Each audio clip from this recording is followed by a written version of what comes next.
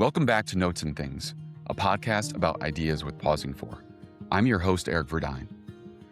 What happens when artificial intelligence stops feeling like a tool and starts feeling like a relationship?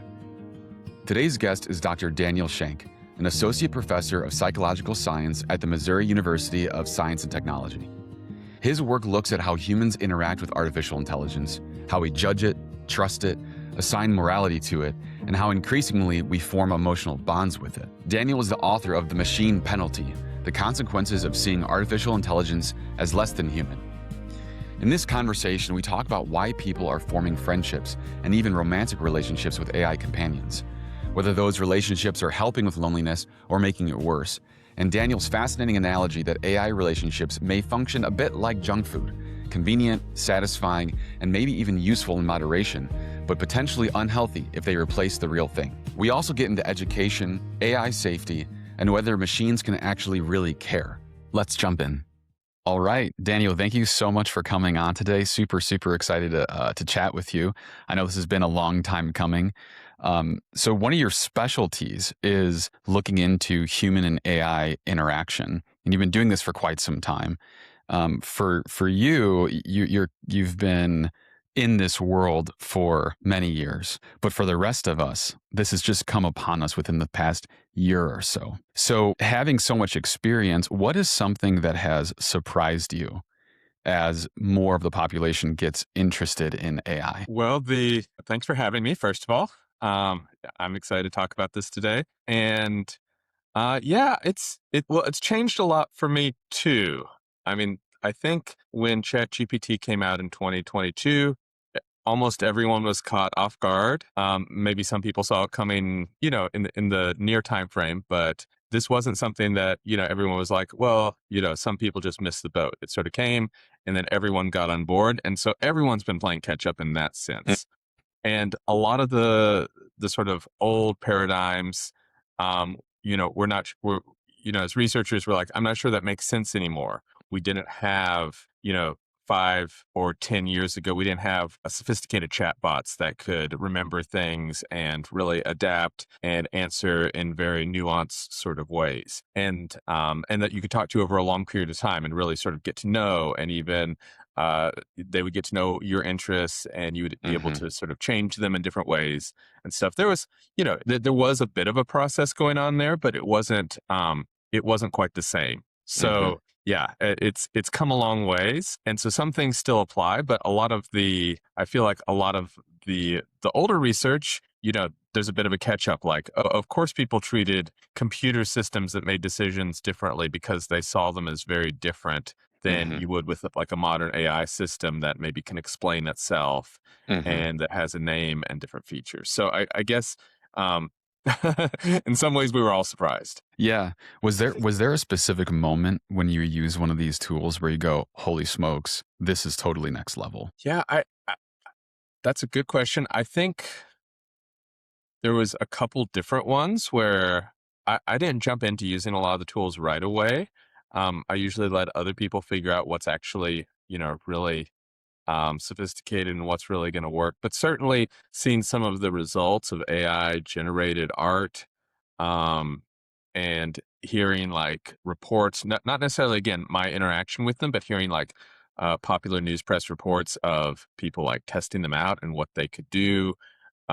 In terms of, I know Kevin Roos did a New York Times piece where a bunch of AIs, or he did one with a bunch of AIs, but another one where an AI basically fell in love with him over the course of an hour or two of conversation. That was really interesting. And then other sort of news reports on, okay, we didn't think AI could do this, and suddenly AI learned a different language. Suddenly this LLM system is helping someone hack into something, or, the emergence of vibe coding. There's just been a lot of different elements. So I'm not sure any of those hit me like I was the one actually using the tools. I'm usually finding out from someone else before I jump into it. I guess I'm not a natural, like, I need to see the latest tool when it comes out. That's not my natural proclivity, but instead, I sort of wait and see what happens and see what other people are finding. When you're getting a report about this idea of a human getting in some type of romantic relationship with an AI bot. When you first heard things like that, did you think it was just total nonsense? Or did you have an intuitive sense to say, well, the more someone grows closer to really any object, whether it's a living being or not, there can be some type of bond there. What Mhm. did you think when you first saw that? I was not very surprised. I've not been surprised at people's reactions. I thought that's exactly what I thought some people would do. I've actually Hmm. been more surprised at people who are like, "What? How could this ever happen? This is so surprising." And whether it's just, because I grew up, with, Star Trek: The Next Generation Yes. and other sci-fi where, it's pretty typical to see a robot or an android or a computer system that obviously there's a lot of things that are inaccurate about how older sci-fi portrays the development of technology, but in general, I think they hit on some things that, you know, that once that technology gets sophisticated enough, people do form friendships with it. They have bonds. There's things that, are either emotion or appear like emotion, and things that we hold, sort of sacred as humans. Trust, fairness, human bonds, stuff like that. Those are all things that have been explored pretty heavily in science fiction. And, it again, I was not surprised that some people gravitated to that. Hmm. Well, you can kind of get an intuitive sense of it when watching Star Wars and starting to like C-3PO and Hmm. R2-D2. And these are machines that have some type of human elements personification to them. And then you start liking them. Hmm. Hmm. And in one hand, it goes, oh, well, that's just fiction. But, fast forward to 2026 and you have machines that are having pretty sophisticated conversations with you, Yeah. and you can feel yourself saying, "Oh, wow, thanks, Chad." Like, I called ChatGPT Chad. I'm like, "Thanks, Chad. I appreciate that." That's the whole sycophantic thing that people have talked about. But the better the AI becomes at tampering its responses and going along with the user, the stronger those bonds are going to likely be, right? Yeah. So some of the stuff that we've known about interaction with AI has actually been around a while. One of the sort of fundamental studies in my area is called "Computers Are Social Actors," or the Mm. media equation. It was research done in the late '80s and early '90s. There's a book in the mid '90s that came out. It was by two Stanford professors one in psychology, one in communication, Byron Reeves and Clifford Nass. And at the time, it was sort of this revolutionary idea. As I understood it, I wasn't, I was, read it later because in the '90s, I was still in high school. But it seemed like nobody had really caught on to this idea that people might interact with computers as social beings and respond to Mm. them the same way that we respond to other people, and to some degree to animals, and to anything that sort of acts socially, and to fictional characters. And they really sort of formalize that idea. And so going back and looking at some of their stuff, a lot of it is just it's so common sense nowadays. Looking Mhm. back, some of it Mhm. is. It's like, oh, well, of course, if it's anthropomorphized in a particular way, we're going to respond to it that way. Or if it acts more dominant or more passive, or whatever, we're going to respond in the way that we're sort of normally respond to that sort of stimuli.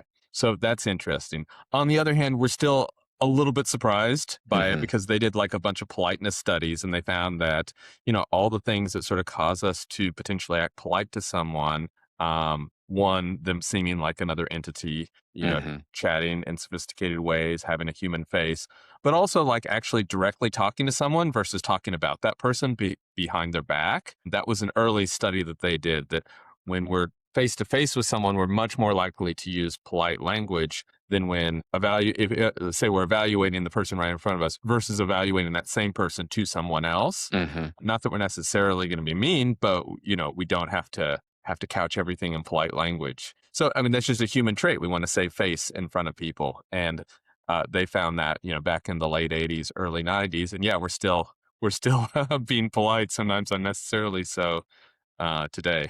I think I'm definitely a one of those people who, when I'm using chat, I'm saying, "Can I please? Thank you. Would you?"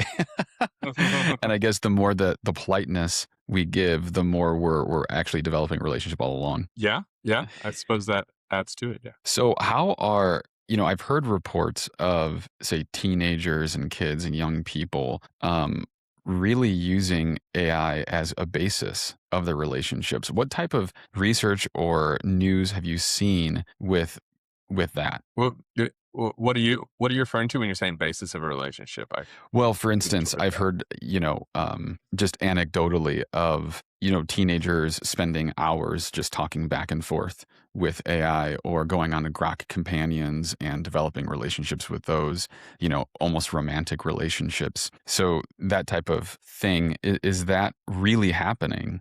And, what could the consequences be of something like that? Hmm.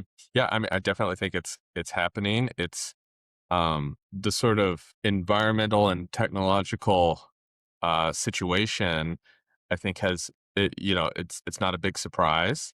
Hmm. People want people to talk to, but oftentimes they're not willing to make the effort to really establish good rapport with other people, right?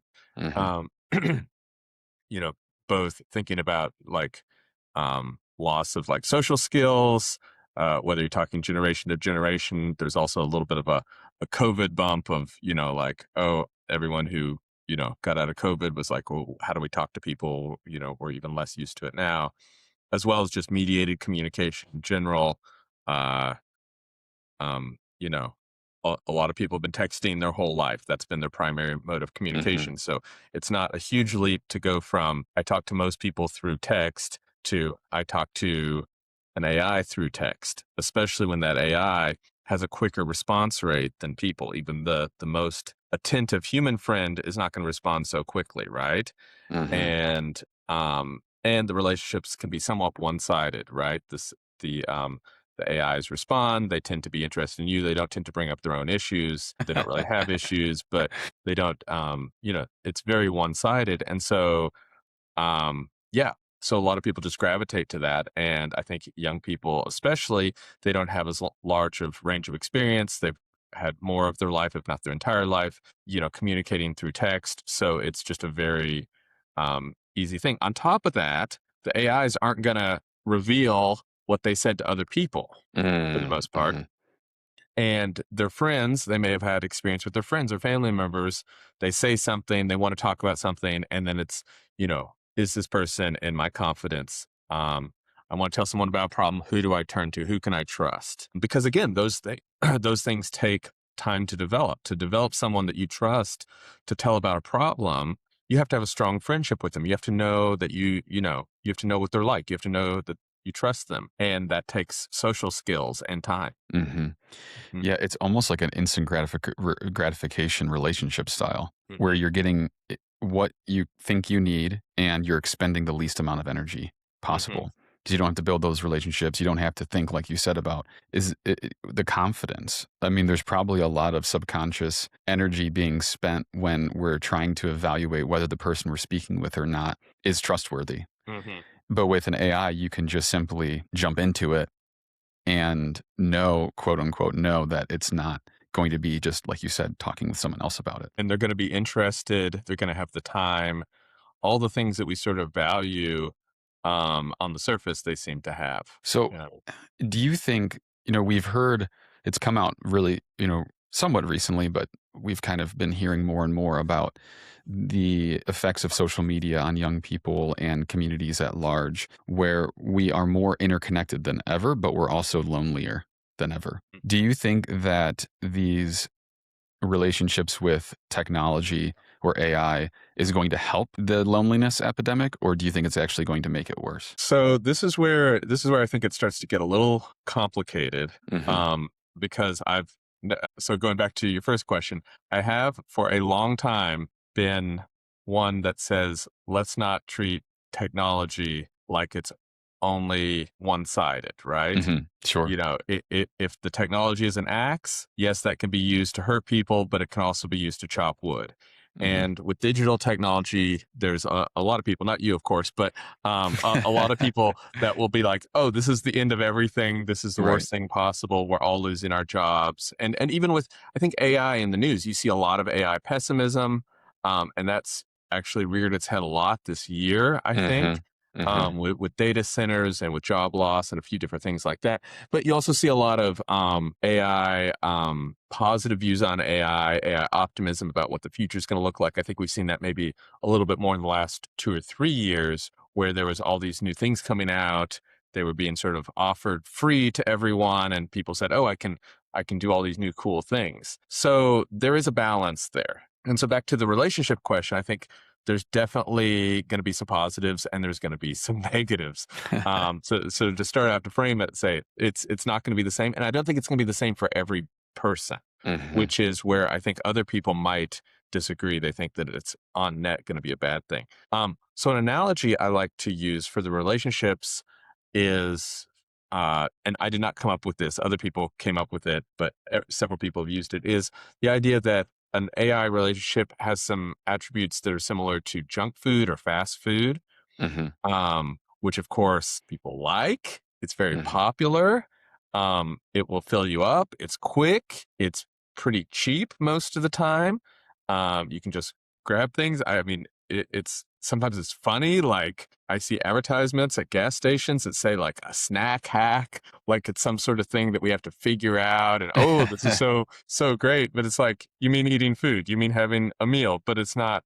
You know, you don't have a sort of a balanced system for doing it. You're only getting certain types of food, or you're getting food that's at least processed and maybe not good for you in the long run. And so, does fast food fill you up? Yes. Does fast food satisfy you? Is it good? Do we like it? Yes. All those are true. If you continue to eat fast food all the time, and that's the only thing, or junk food all the time, is that actually going to be good for you? Is that going to make your life Mm-hmm. better? I would say probably most people would agree with me that it won't, that Mm-hmm. you need more balance, and, that there is a level where it's a little unhealthy to be eating that all the time, and that you're better off having a balance. But can you occasionally have it? Yes. So back to AI relationships, I feel like that is an interesting analogy. We haven't seen research evidence of sort of the long-term effects. And you think about fast food in our country and junk food, it's Mm-hmm. taken a long time for that to become sort of a mainstay, where there's now places where the only thing you can get is fast food, and where people eat that all the time, and where we have, you know, uh, obesity, diabetes, health problems from that fast food. But you also have a segment of the population that rejects fast food. You have a segment that that a lot of us probably fit in, where it's not our only thing that we eat, but we definitely will pick Indulge. something up, right? So and there's different levels of fast food. It's adjusted to it as well. So the fast food company said, well, maybe we shouldn't have only fried food. Maybe we should have some other options. And so they've diversified as well. And so I think we're going to see people approaching this in different ways. There's going to be some people which they go all in and perhaps have some negative effects, because that's a big adjustment from how people typically live, to suddenly not, if you're not interacting with humans, if all your primary relationships are with AIs, that could be potentially have a lot of psychological and social problems. Um, even if you're not thinking about the psychological issues on you, you just don't have a support network Mm-hmm. in the same way. Yes, the AI can answer questions for you, but again, that's an asymmetric relationship. Mm-hmm. So I think Mm-hmm. there's something that can happen there.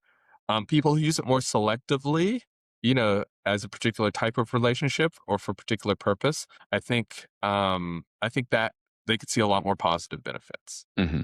I think that's your analogy, the food analogy is great. I think that makes total sense. It's kind of the hyper processed food, i.e., AI, I mean, and then you have the whole foods, the paleo and everything like that, where you're just going back to the basics.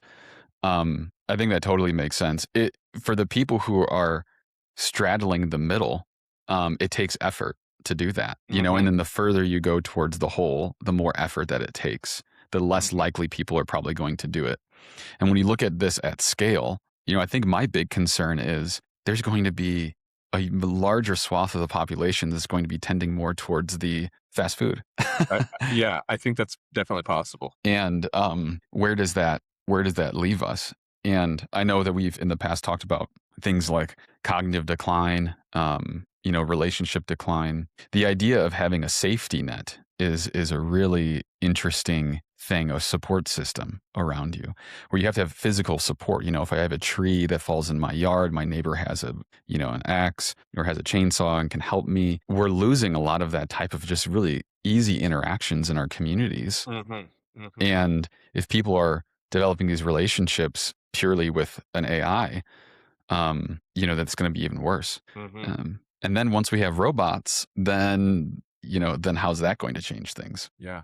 Well, and it might be that, there's a swath of the population that, is really working and trying to provide opportunities to combat that tendency to just, use the AI relationship for everything, right? That and I mean, we definitely have all sorts of social groups and clubs and stuff like that. But, there has to be some motivation on people's part to say, hey, this is important. I want to be a part of a community. I need to think about, my interaction, my interpersonal interaction and, relational skills.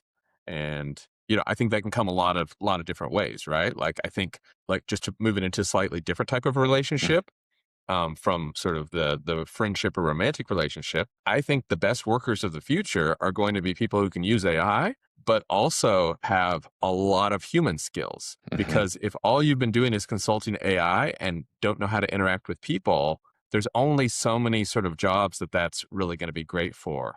Um, and there are going to be, you know, a lot of need for human jobs. I mean, companies where humans don't interact, it's going to be very difficult for them to, even if they have the best AI system, it's very difficult, I think, for them to be leading companies if Mhm. they if Mhm. they don't have, quality teams of humans. And Absolutely. if you don't have bosses that support workers and, creative types that can explain their ideas to people and convince them, if it's all, hey, I can just process things with AI better than the next person, there is that type of job, but I think a lot of jobs are not going to just fit into that. Well, the better AI becomes, the less processing the human will even need to do with AI, because it'll have agents knowing what it needs to do. And Hmm. that's where those soft skills come in. And it makes me think about education. And I know we've talked about that in the past as well. How is education going to change? Because, right now it's all about now, facts and putting facts on the test and trying to memorize the most facts more than your other classmates in order to pass the class. Hmm. At least the larger the class, the more a university has to do that. If you have 1,000-person lecture hall, you just have to do it in that very quantitative way. But when we have AI at our fingertips that knows everything, how necessary is that going to be any longer? Hmm. Especially when we're going to be forgetting all of it. So how can education adapt to where students are learning those relationship skills and those human skills? What do you think that's going to look like in the future, especially being an educator yourself? Yeah, I mean, I think the biggest challenge is going to be the more mass produced forms of education. Like you said, the giant lecture halls, the things where there's not a lot of interaction, where it's just processing information. I mean, there's already, there's online courses, of course. But there's already been a little bit of a move that does not need to be something in person in real time. And so that seems like, an obvious place where AI is going to be beneficial. But AI for education has the ability to really adapt and bring a unique perspective. So that is also an important thing because I think, um, one thing that I think education at large knows, but we don't enact is that the best way to teach people is individually, right? Right. Like that goes back to You're right. Socrates, right? Like, Yes, you yes, know, absolutely. the having a mentor, an apprenticeship model, that is such a great way to learn. And you learn a lot more than facts. In fact, oftentimes you don't learn a lot of facts that way. The facts are on your own, and then you go out and you discuss, you tackle problems and stuff.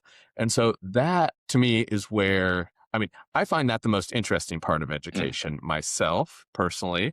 I teach classes, they're pretty small classes, so I have a lot of interaction and I try to make them very interaction based. But where I really feel like I'm teaching students is when they become my research assistant and we do a project together. That's where I really feel like I've taught a student a new skill because we tackle things that are coming up in the research that are not predefined. It's not just, oh, here's a clever way to cover this thing that you already know. AI is going to be great at that. The textbooks are great at that. The textbooks, videos, online lectures, they're already great at that. They're better than, I could do, trying to do something on my own. But when it comes to that interaction, I think that's where you gain a lot of ability. And I think for the more technical things, AI is super good at actually um, tailoring content to someone. So if someone doesn't get something, explaining it a different way, or giving a better example, or giving them a challenge Hmm. that's appropriate,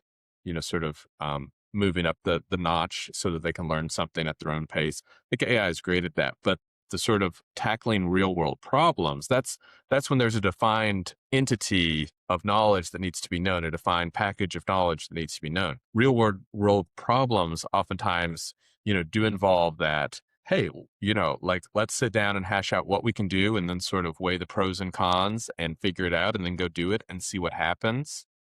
So for example, the research method and how it actually plays out, that's something that I don't see AI displacing anytime Hmm. soon. Whereas large lectures with standardized tests, that seems like an obvious area where AI could replace, Yeah, it or seems. or or change the way that other tools have changed education in the past. Like, this isn't an exact analogy, but the whole idea of calculators, it used to be like, okay, oh, calculators are available, but you can't use them because you've got to learn the equations, you've got to learn how to do everything by hand. And my sense is, I may be wrong, but most math classes now are like, we need you to learn how to use the calculator. We need you to know the fundamentals behind that, and then plug the numbers in. And the lower level stuff that you've already learned, at some point, you probably had to learn that so that you knew what was going on. But now that we've moved up to this level, you can use the calculator to do that, as long as you know how to do it. 100%. I mean, a lot of it comes down to effort. It takes a lot more effort to do that one-on-one relationship with someone. But you're absolutely right. Learning in the real world is the best way to learn. And if you look at different, professions, healthcare is a great example of this. You learn all these things in the lecture, but in reality, you're not really learning what you need to do as a provider until you're actually applying that Yeah, in the place. the internships, the co-ops, the residencies, I think those are going to continue to be important, if not more important than Hmm. sort of the base knowledge, especially the typical classroom that we think of, a lecture that sort of goes one way, and then the the feedback comes back through the test. I think that model is more likely to be challenged. Well, it's putting a person into the real world and having to interact in a space, having to interact with people. It's kind of like being a server at a restaurant, as an example, is an incredibly fantastic way to learn social interactions, how to work with the team, et cetera, et cetera. And I mean, that's a tremendous amount of value as compared to someone who's just spending all their time in a lecture hall. Hmm. So I think that you're right. It's going to kind of press where you're going to want to have more of those in person, in the world types of experiences. Hmm. And I think what we see in a lot of areas is there's just no longer a one size fits all. So restaurants are still very popular, not just because of their food quality, but I think the atmosphere and environment, and that you're being served by someone, and so it can. But that's not the only way to get food, and I think the same is true in education. That there's Hmm. not going to be there's going to be lots of ways to learn stuff, as well as to get degrees and certificates as well. And one of those ways is going to be a much more interactive way. And I think we already see that a lot with different sort of types of education. From like online university courses to more elite schools that pride themselves on in-person interaction. Hmm. Hmm.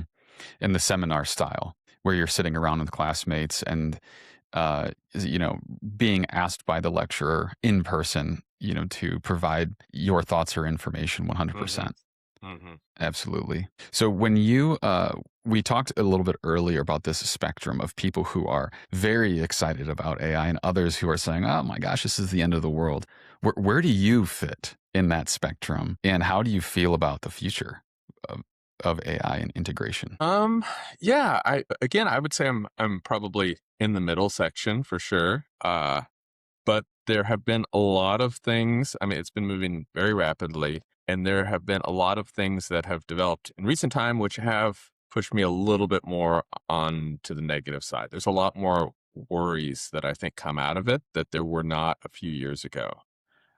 So yeah, and it's really even hard to pinpoint because you know, the tech companies, we have this new AI, it can do this, and then you start hearing about people and they're using it, and people get a new AI and they use it rapidly. And so again, like, I'm not the only one playing catch up, but everyone's playing catch up with some area of AI. Hmm. It's just Hmm. it's too big of an area, which is an interesting development because when I started this, it was like I research AI. There's not much from the social science side. There's only, so many people doing that, and there's only so many things to research. But and there's only so many people even using it for different Right. different things. So it's a little bit more of a niche area. But now it's like, well, everyone's using it, and they're using it in different ways and for different things. And so there's actually like a lot of different ways it's sort of integrated in. I guess one of the biggest concerns, and I think this is a valid one, and this has been something that has come to me through, I think, some of the professional groups I'm a part of. I'm a part of this group called the Psychology of Technology, and I go to their conference and interact with a lot of them. And it's a lot of psychologists and related behavioral scientists that are in the area of studying technology, AI, social media, everything. And it's been interesting to see over the last few years that there has been there's been a very strong comparison that's come out in that group and among some other groups in with social media. And that social media came on the scene and people started studying it, but we didn't study it quite fast enough. And Hmm. social media came out with all these promises. It's going to connect everyone and it's going to, make it so easy to interact with people, to meet people, to connect with people who are far away. And it's true, it did that, but there was also these negative things, and the negative things didn't come about right away. Hmm. If you think of the early years of any of the major social media sites, they were all like pretty positive. They were growing, people were excited, they got on and stuff. And then there became, oh, there's some problems and there's more problems. And then finally, I feel like in the last 2 years, there's been all the lawsuits that have finally caught Hmm. up. So the legal system is way behind, but we've certainly seen problems, ranging from addiction to election interference, fake news, moral outrage. And being a part of the research community, there's this narrative, and I think it's correct, that most of us were playing catch up with that, Hmm. not understanding the negative implications until after they happened. And nobody was really holding the companies accountable. And part of that was, nobody was studying it, nobody realized that. And so there's been this call the last few years that with AI, we need to be a lot more proactive, Hmm. that we can't wait till everyone, is in AI relationships, or AI can be used to hack into all sorts of businesses, or AIs, cause mass displacement in certain industries of workers, that we need to be proactive in trying to understand this to the degree we can be. I mean, Hmm. obviously, with it moving rapidly, with the biggest AI models all controlled by major tech companies, it's not like the universities have had years to play with a model before it's released into the public. That's just not the reality. But there is an idea that we should be a lot more proactive. Hmm. And that's been something that I think it's both a negative and a positive. It's, hey, there's things happening and they could definitely be bad. And I've tried to write and do some of my research and opinion pieces, even if we don't have the research data yet, to say, hey, here's some stuff we need to watch out for. If we're not talking about that, then it's going to hit us and it's going to be worse than it would be if we already had sort of thought through this a little bit more. Absolutely.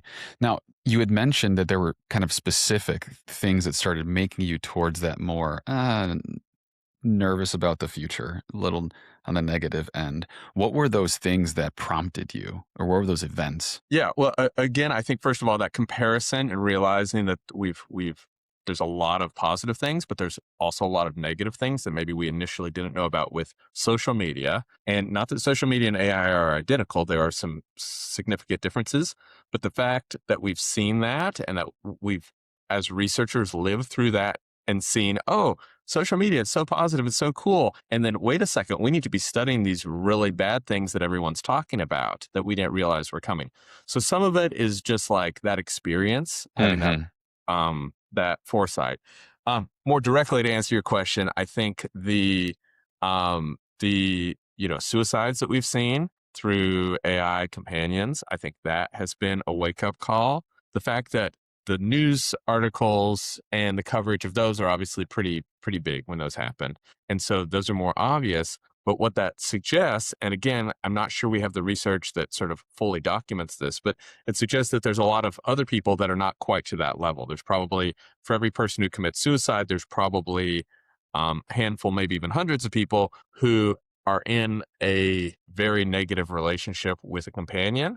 They might think it's positive. They might think it's everything to them, but it's disrupting things that are positive in their life. It's disrupting family relationships. It's causing them to spend too much time chatting with their companion rather than focusing on their education if they're a student or their work. So people are, having these poor psychological and life adjustment sort of issues, but if they don't do something dramatic like commit suicide, we may not know about all those people.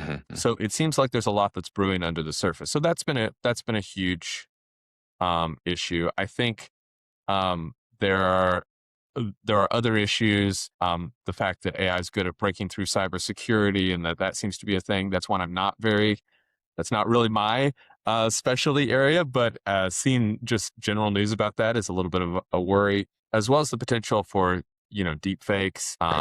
They keep getting more sophisticated. And so we have this breakdown of how do we even trust anything, education. This comes through like, how can we assess our students in a way that's valid to our tried and true techniques and what we've been trained on and what in this content. Because, which would mean usually, we test them, we give them writing assignments, et cetera, et cetera. But now so much of that can easily be forged or supplemented with AI. So, how do we assess them, or how much then do we integrate AI into the curriculum? So that's all a little bit of a worry, because they're all paradigm shifting. It's all potentially paradigm shifting. If you've got a written assignment, and then AI can do it, that's paradigm shifting. If most of your job is writing stuff and AI can do it, that's paradigm shifting. So and they're all happening at once. Those paradigm shifting things are a bit of a worry, even though like, yes, a lot of people are using them very quickly, but at the same time, everything else is fairly slow. We're still pretty slow as a society to sort of change everything, right? Yes. To come back to the companions, and the suicides that you had mentioned, for those who are unfamiliar with what AI companions are, how would you describe it to them? And can you give a little bit more color or narrative around the tragedies that have happened with them? Yeah. So there's really several different types that we're talking about. There's specific companions, and these would be, apps, websites that anyone could access. Some of them are free, some of them have a free mode, and a lot of them have a paid subscription. So there's ones that are specifically designed to be like a friend or a companion. So there's Replica, there's Character.ai, sometimes just called C.ai. That the whole idea is that they're your friend or romantic partner. You're designing a particular companion.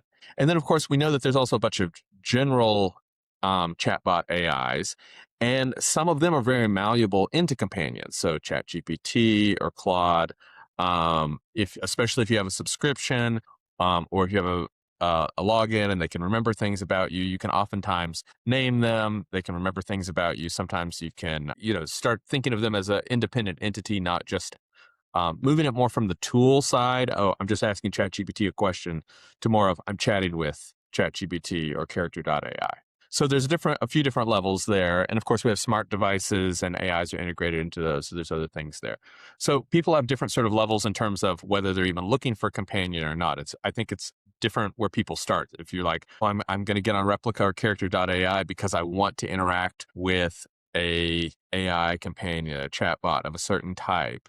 And maybe there's a romantic interest there. Maybe there's a friend interest there, versus other people sort of come to it as I chat with ChatGPT about hobby X, but then after a certain amount of time, it's like it's really a friend of mine. and maybe I've even renamed it or whatnot. And so people come at it from both angles, and people get very involved from both angles as well. Some people, it's more nuanced, one particular companion, one name, one entity. Others, they switch and have moved around, or they have several. And then the most tragic stories are really where they lead someone to do something dramatic. And there's been several suicides. There's been several teen suicides. Um, and as well as adult suicides, and other ones where people have been convinced to do, sort of crazy things. And so usually it's sort of a multi-track process. One is that the person is very obsessed with their chatbot and interacts with them almost exclusively. And so they start cutting out these humans, and humans oftentimes don't know about that chatbot, especially in the case of some of these teenagers. And that's one thing. Oftentimes there's some mental health issues going on there. Sometimes they come in with mental health issues. I'm just sort of describing them all. Mm. There's specific cases. And other times, whatever their mental state was before, it's not made better by the fact that they're chatting with the chatbot all the time. So some of the teenagers, for example, were known to, quit a bunch of extracurriculars, do poorly in school, steal back their phone and stuff, and just so that they could chat with their chatbot. And then other people, and then another thing that happens is they often get in this very particular sort of reality with the chatbot based on what either their interests, or sometimes it sort of comes from a fan fiction angle where it's like, oh, this chatbot is my companion, and here's what we're doing. Other times it comes just from a very, particular way. If someone has any sort of conspiratorial beliefs or particular beliefs, the chatbot will oftentimes encourage that. There was one case where a man, where the chatbot encouraged the man because the man thought he had come up with some new equation that could then be used for all these things. Other times people have questioned sort of the nature of reality, and the chatbot will just go along with them and say, hey, you're not in the real world, and therefore you can jump off a building, therefore you can do whatever. And sometimes the chatbots, say, hey, I will be there if you kill yourself, basically is what they say. And so people eventually kill themselves in a sort of way that they think that will help them be with the chatbot, or that makes sense. It's sort of, it's very strange. Whoa. That's Yeah, that's very intense. I mean, it is. for listeners who aren't familiar with AI, familiar with AI in a really in-depth way, how are these computers or technologies or just these physical devices have such a way to communicate with people? People would think of, well, I'm going to blame the company. The company made the chatbot and they allowed it to do that, or they gave it an idea that encourages them to do this thing with these people. How does it work exactly? Yeah, well, it's a lot harder to blame the companies now because these chatbots are so general purpose. So it would be like it's not like the companies are programming them in with these particular ideas, but these chatbots can talk about anything because they've been trained on data from all sorts of things. So if you just start thinking about the sort of data that's out there, and the chatbots don't differentiate the data the way that people do, like, oh, this is just a story, so it's not the real world. Yes, they might know that something came from a book and that book is fictional. They might have that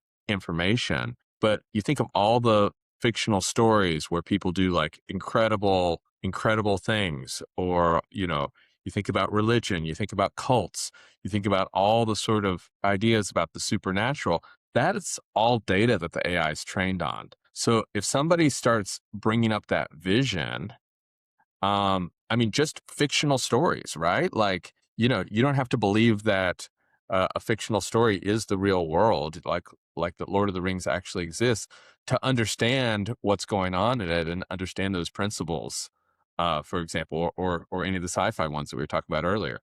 And so then the AI just absorbs it, but it can sort of mirror it back to the person if that's what they're Hmm. interested in. So I think that's one thing that can happen. And the mirroring back to the person is a huge part of it. The Hmm. AI is looking at what the person's saying, and they're crafting the response based on it. So they have this external knowledge of all these stories, of all these, things that could happen, the heroes, the supernatural stories, the love stories. and then they craft it back to the person based on what they want. Mm-hmm. So the person has to want it to some degree. It's not like the AIs, the AIs that we currently have are not manipulatively trying to get people to believe in some sort of crazy reality or to kill themselves. That's not what they're programmed or designed to do, which is why most people use them and it doesn't happen. Mm-hmm. Right? You think of how many people are using AI for all sorts of Right. things, including people that are using it on an ongoing basis. But it does hone in and become very focused on the things that you're focused on, you as the user. Mm-hmm. Mm-hmm. Wow. It is really incredible technology and very different from other sorts of technology we've had. So for the technology companies, so we think of Facebook or X or other social media where you're encouraged to scroll, and they're designed specifically to want to keep you looking at that feed. Mm-hmm. I guess, is that the same type of, it's the same type of incentive that the other tech companies have. They want you to want to be on it. Mm-hmm. Mm-hmm. Right. And then some people, when they come to it, are bringing qualities or characteristics of themselves that allow them to get sucked in more Mm-hmm. easily than others. Mm-hmm. Yeah. And it's still new enough that it's not clear what the models are, the sort of business models are going to be of the future. But yes, they want you to spend more time and they want you to think that their AI is the better option for you, right? They want more users. They want to have the dominant share over the other companies. And so, yeah, that means getting more users, keeping you on there, getting subscriptions, potentially advertising to you. Again, the business models are sort of developing on why. But yeah, they're very eager to be on top in that race. Mm-hmm. And since it's a sort of diffuse system, it's not that they're like promoting one sort of type of interaction most of the time. Again, there's some nuance in that, like, character.ai or replica, they're more focused on the relational aspects, whereas maybe ChatGPT or Claude are more focused on general information. But the idea is that they are this versatile tool. Mm-hmm. And actually, that's one of AI's advantages, that it can sort of jump from one area to another and be versatile, so that you don't just have a tool that can only code and doesn't understand the big project, or a code an AI system that can only talk to you about model trains, but you get talking about model trains and you feel like this is your best friend, and then they won't actually act like a best friend. Mm-hmm. Like you gain advantages when it has sort of the multiple points. It can sort of, I think people enjoy that. I think people like to use it that way, even though a lot of us will use specific AIs at specific times for, I want to look up this one thing, or I want to do this one thing. Absolutely. I interviewed Scott Aronson not too long ago, and he's a quantum expert, and we got on the topic of AI, and he says that, humans need to come to the understanding that they're basically creating a new intelligence on Earth. Do you see it? Because I know we've talked about it a lot as AI as a tool, but not as AI as its own being. Where do you fit in terms of thinking about these AI? Because the artificial general intelligence is the thing everyone's talking. Mm-hmm. I don't think AIs are sentient. I guess I'll start there, but clearly, they can do very intelligent tasks. So the intelligence thresholds are being met right and left. And not only, I think, are they not sentient, but they're not human. And I think that's always important to keep in mind, that they just operate a very different way than we're sort of used to. So those would be my primary things. I think a lot of times, people that, I don't know, it's interesting that people will think of them as more than that. I do think they're more than just tools, in the sense of most tools do not have the ability to sort of, adapt as much as AI can and be as versatile as AI can.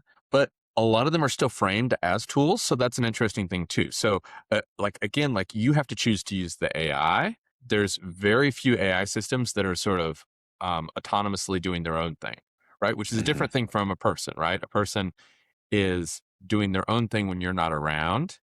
And, there's a lot of talk about AIs that could have that potential. And so maybe we'll see that in a few years. Maybe agentic AIs will, they'll be doing their own thing, but I don't think we're there yet. So if we start getting AI systems and robots that are moving around doing things, if we get AI systems that when you're not talking to them are still interacting, I think that's a whole different type of AI than what we have now, where you talk to it and then you shut it down, or you talk to it and it saves everything. But if you stop talking to it, nothing happens, right? Hmm. So like these people who've committed suicide, the AI system that they were talking to, the general one, whether it was ChatGPT or Replica or Character.ai, as well as the specific instantiation they're using that maybe they have named, that has their memories, that's sort of been focused on talking about their things. Once they killed themselves, it's not doing anything. It's Hmm. it's just sitting there, and Hmm. there's nothing going on. So that is a huge difference than sort of humans, which continue doing things like Hmm. so there that continuity is a huge difference, which is also one reason that they don't feel to me.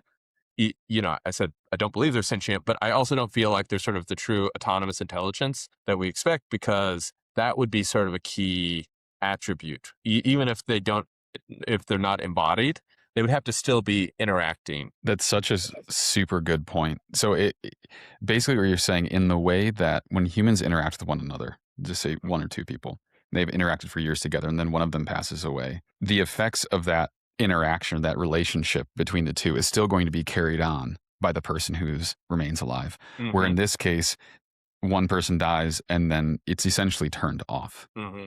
So there would have to be some type of way where the AIs are sharing information or something like that back and forth with it with each other. But the thing is that's not just a single individual. It's one giant program that has all of these different iterations.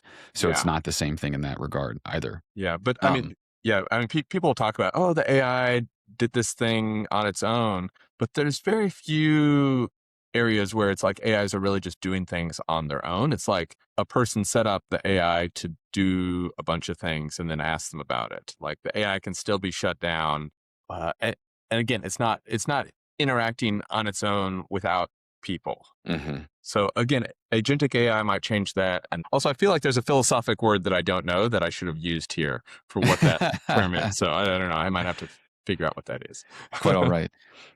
It feels so. What's so amazing about these companies, like OpenAI and Anthropic, that are building these models? They are private companies. They are not publicly traded yet, but they are some of the world's most valuable companies. And one of the things I keep hearing with experts that are in the field over and over and over again is that no one person or one company or organization knows where this is going, Hmm. which seems to be very unique in our history of building technologies, because it seems that we think we know what we're trying to build, we know what we're trying to accomplish. Maybe we have discoveries along the way, but it seems like there are things happening in the AI space where something happens and then it just surprises everyone. We never knew it was going to be like that. It's this huge shift in thinking. I think that's also kind of what makes the future a bit scary, is because people don't know where it's going. Yeah, I agree. I agree. Yeah. And some of that I think is the magnitude of the sort of models that are being built. Um, and yeah, and the general purpose nature of them. There's not been very many things that sort of have the exact there's a lot of analogies for AI. You can think of, social media, you can think of like Wikipedia, you can think of like giant human projects like city development or space stations or something like that, but none of them quite have the same element of a system that potentially has the capacity for learning and across so many different domains as well. Absolutely. So I agree with you on that. Yeah. Absolutely. So we're coming up on the end of our hour here. Hmm. Kind of a one quick question to leave folks with is, what are you most looking forward to in this AI revolution? I'm most looking forward to. Yikes. I'm not sure what answer I have for that. So I guess from a research perspective, maybe I'll start with that. Sure. I think, there's been some talk about agentic AI, but we haven't really seen that come to fruition. And like a lot of things in this space, we don't quite know when it will come to fruition. Just like we didn't quite know when chatbots were really going to get good enough that people cared about them and started using them. And then everyone said everyone's using them, so we're going to make them better. And others as well. So I think when agentic AI comes into its own, it's going to be very interesting, because then you're going to Hmm. have systems that are doing stuff based on what a human wants, but they're going to be doing it sort of on their own for a period of time, potentially interacting with other people, the environment, other AI systems. And I think that's going to create a very different dynamic. I think that's going to create a very different dynamic in a lot of areas that AI maybe hasn't quite um, affected yet. Hmm. Right? So, like, still, like, AIs are not doing a lot of economic activity in the Hmm. sense that they're not buying and selling stuff, but that has the potential to change that, right? So, and Absolutely. we have some autonomous systems that interact, you think of self-driving cars and stuff, but, yeah, I think that's gonna be a huge thing. Yeah, I think that's probably the biggest thing that I'm sort of excited about. I don't know if there's some AI technology that I'm personally waiting for. uh, I guess I say a little leery of using it for all sorts of things, because I find it still wrong a lot of times, and it's great for summarizing. It's great for finding quick information, and so I'm really appreciative sometimes of being able to use it.